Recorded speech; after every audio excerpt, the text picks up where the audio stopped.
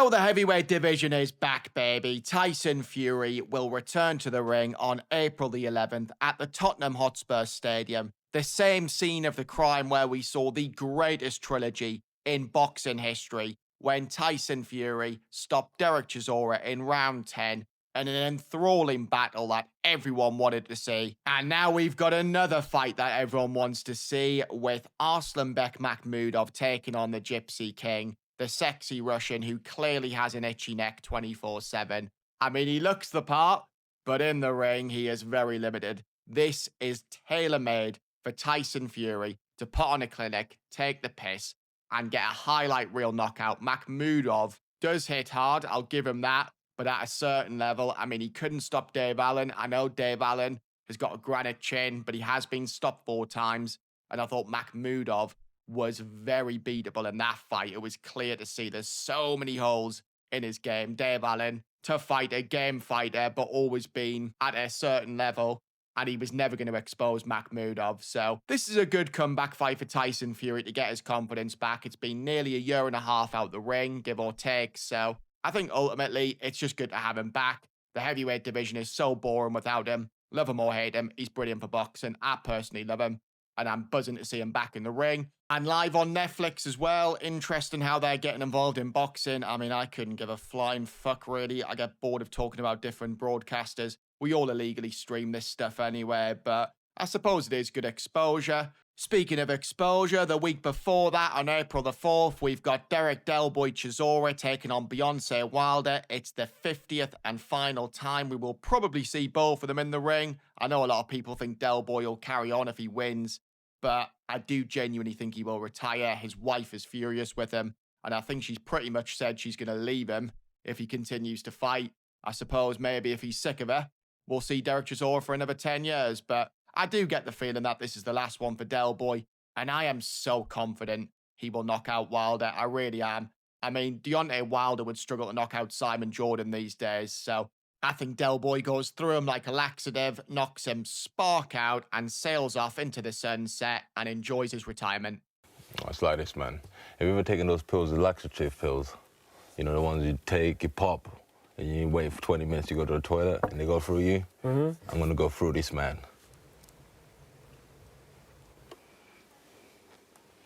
It's a bit of a weird analogy.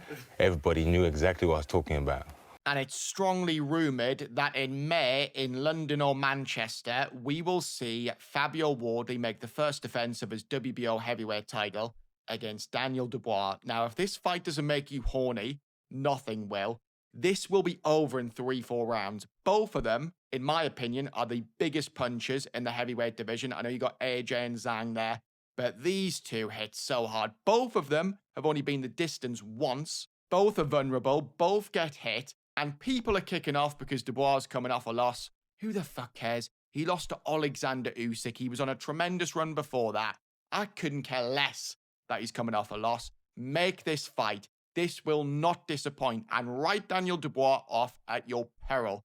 I know he's back with Don Charles now, which I understand. I think Don Charles is another father figure to him. Daniel clearly loves his dad. And he's clearly a bit autistic, Daniel. He's a lovely fella, but he clearly needs to be comfortable in his surroundings. And unfortunately, Tony Simple Sims from Essex was never going to be the guy to take him forward. So him and Don were on a red-hot run of form before the Usyk rematch, so there's no reason why Daniel can't get back to that form. He's young enough, he's 28, so write him off at your peril against Fabio Wardley. And we all know what happened the last time Triple D came up against Ben Davison.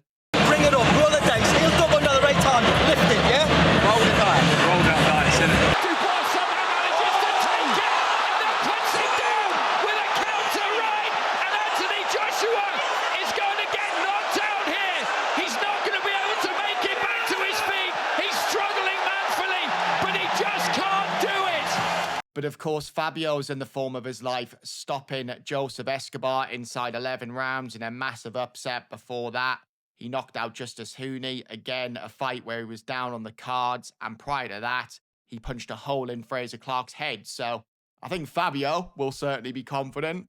And good luck to him. Good luck to Daniel. I really like them both. They're both exciting. May the best man win.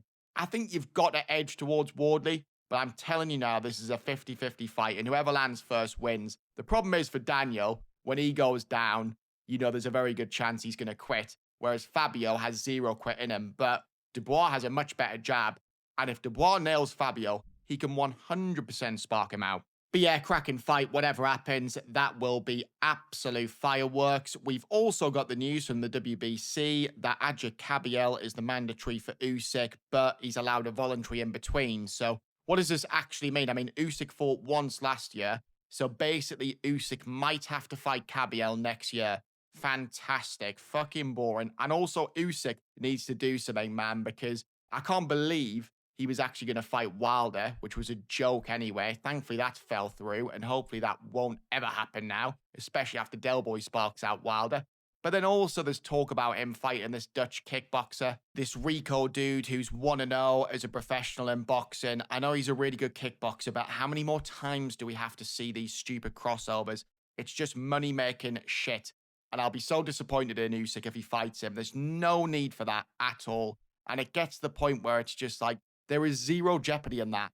Like, none at all. So, hopefully that doesn't happen. I'd take Andy Ruiz Jr. at this point. That's how bad it's got. Because if he fights this Dutch dude, Rico, then that is a complete and utter non-fight. I mean, I think him against Andy Ruiz Jr. is a non-fight, but at least he's a boxer who at his best was a force. Obviously, that was a long time ago, but at the same time, it is better than any kind of crossover. And then we've also got the mega fight, the thriller and the apex this weekend. Efe Ajagba against Charles Martin. I think we all know how this one's going to end. But yeah, all in all, it's been a good start of the year for heavyweight boxing in 2026. Last year was dreadful, so it was only going to improve. I know it's not ideal. We're not getting all the fights we want, but at the same time, I think it's been a good start of the year. And hopefully, we can get all of these matchups made that we really want. Obviously, the big one is still to be finalised with Fabio Wardley, Daniel Dubois. It is looking increasingly likely that that's going to happen. They're both obviously with Queensberry, so it shouldn't be hard to make. Let me know what you think in the comment section below anyway, guys. Have a fantastic weekend, and I will see you all on the next one.